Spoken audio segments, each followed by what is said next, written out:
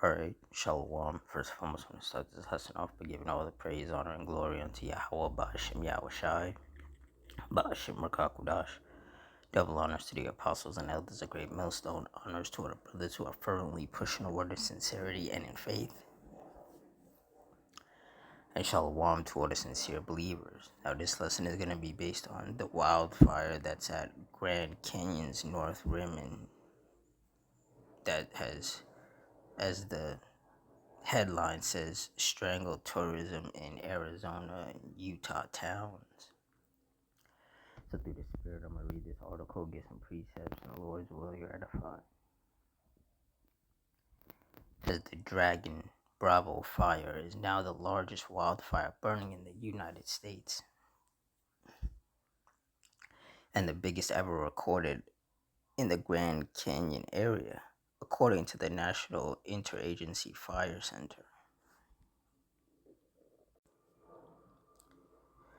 Since it sparked over 4th of July weekend, the U.S. Forest Service said the fire has burned more than 143,000 acres, with containment hovering around 40%. It has destroyed more than 70 buildings and forced the indefinite closure of the north rim of Grand Canyon National Park.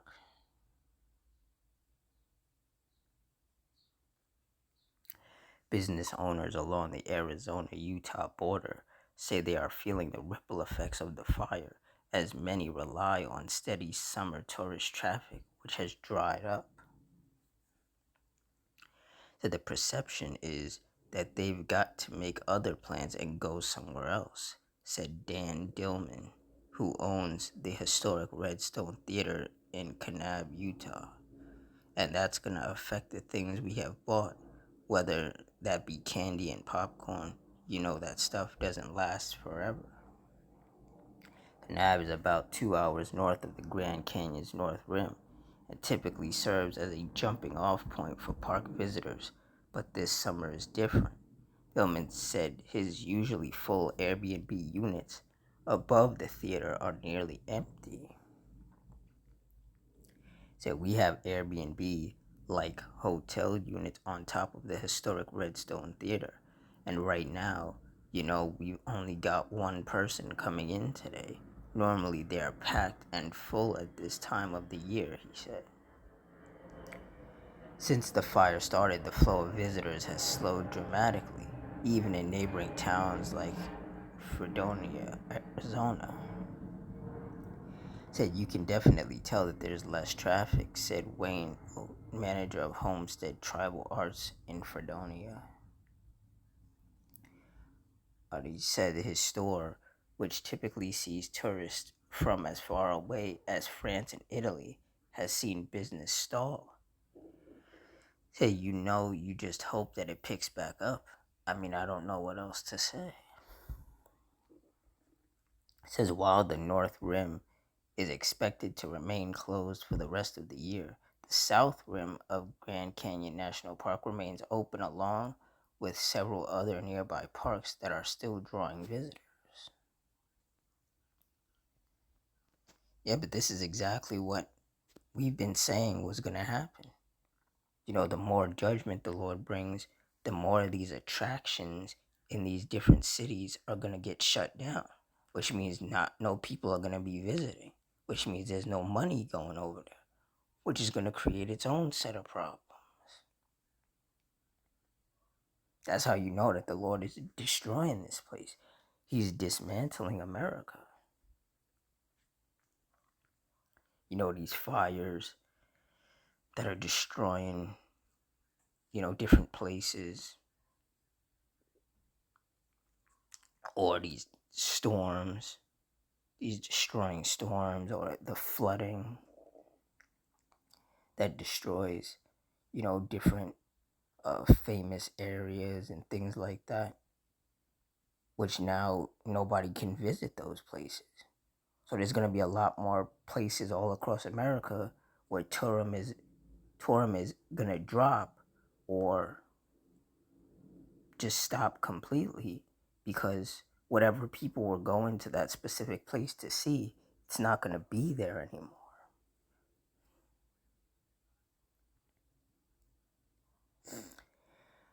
Psalms 9 and 16. The Lord Yahweh is known by the judgment which he executeth. The wicked is snared in the work of his own hand. Haggai and Selah. Yeah, so these fires, these are the fires of the Lord. And there have been many over the years, many famous places, many historical landmarks and things like that that have been destroyed because of fires, earthquakes, storms, and tempests.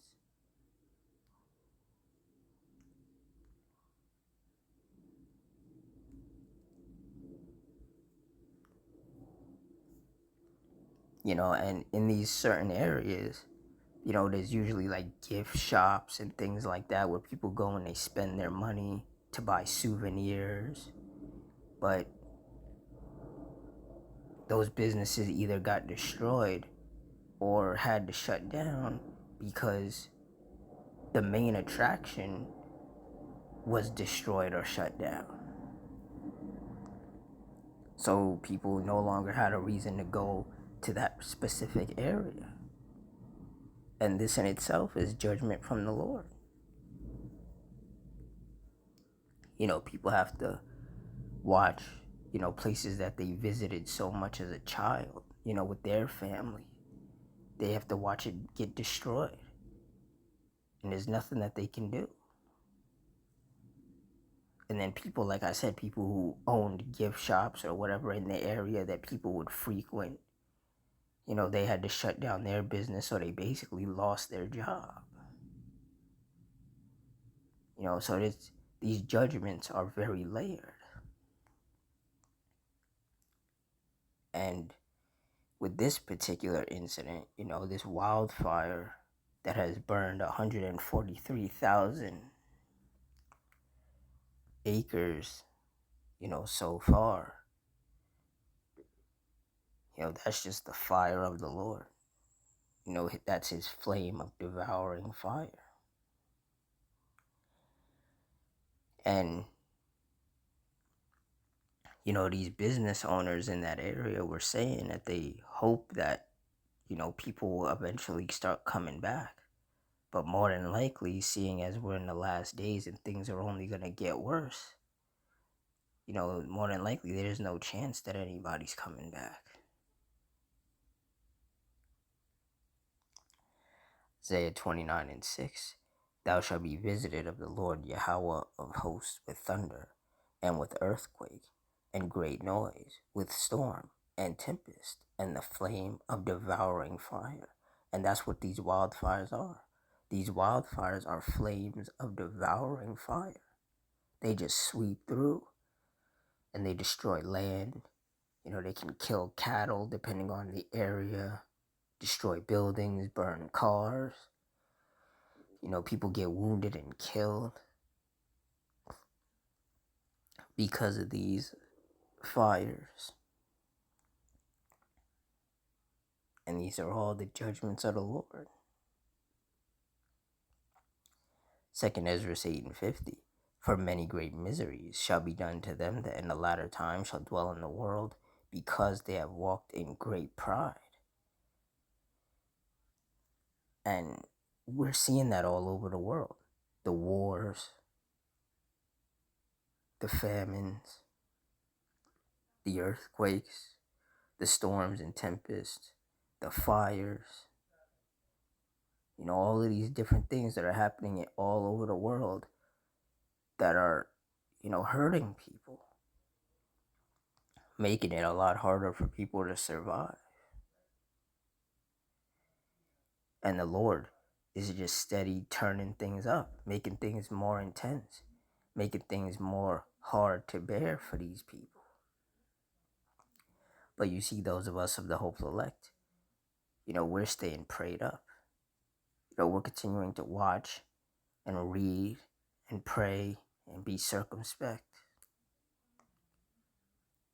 And we're just hoping that we've been chosen from the foundation of the world to endure unto the end and be saved. Because things are definitely not going to slow down. Things are just going to continue to get ramped up more and more. There's going to be more destruction. There's going to be more people left mourning and weeping because their home is gone, their business is gone, their loved ones have died. It's, things are just going to continue to go downhill. And as I've said before, this is what the men of the Lord have been warning people about. But these wicked people, they thought it was all fun and games. And now they're starting to experience the very tragedies and horrors that the men of the Lord were warning about.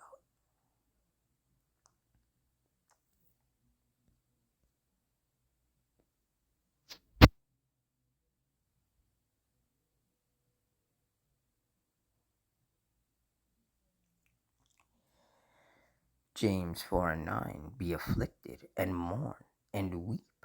Let your laughter be turned to mourning and your joy to heaviness. And a lot of people are experiencing that. A lot of people are being afflicted. A lot of people are suffering out here.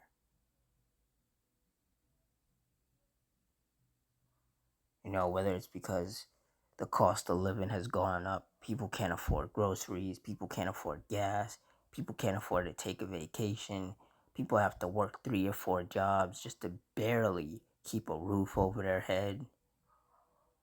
Maybe a couple of their loved ones have passed away recently.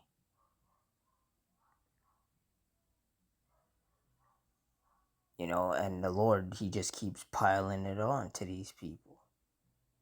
All of that laughter and joy that people once had, it's dying. And people are just left mourning and weeping. And they're sad.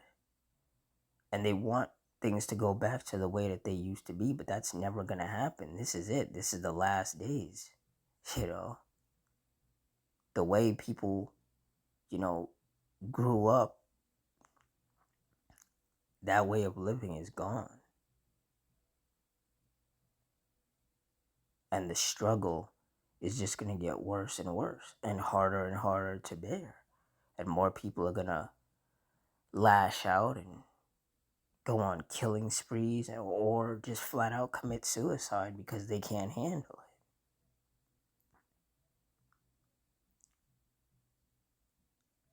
it. And that's the time and season that we have entered into. And those of us of the hopeful elect understanding that, we got to stay locked in, because we know that this is not a joke and that this is not a game.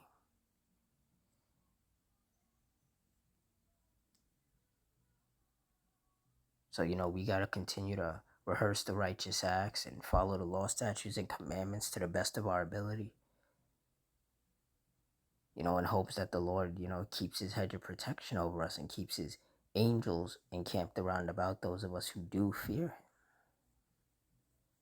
While the rest of these people just continue to suffer and,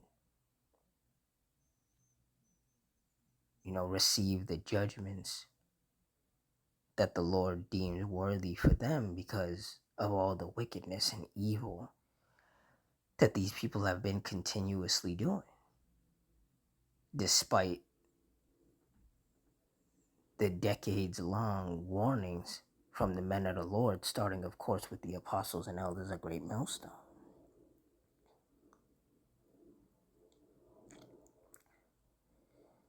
So with that, I'm going to wrap it up here. In closing, I want to give all the praise, honor, and glory unto Yahweh, Bahashim, Yahweh Shai, Bahashim, Rakakwadash, the Wadi Yahweh Bahashim Yahweh Shai, for putting the spirit on me to do this lesson. Double honors to the apostles and elders of Great Millstone. Honors to all the brothers who are fervently pushing the word in sincerity and in faith, and shalom to all the sincere believers. Hope you all stay strong, stay safe, stay fervent, stay circumspect, stay prayed up, and Adawan Ratzazah. Until next time, shalom.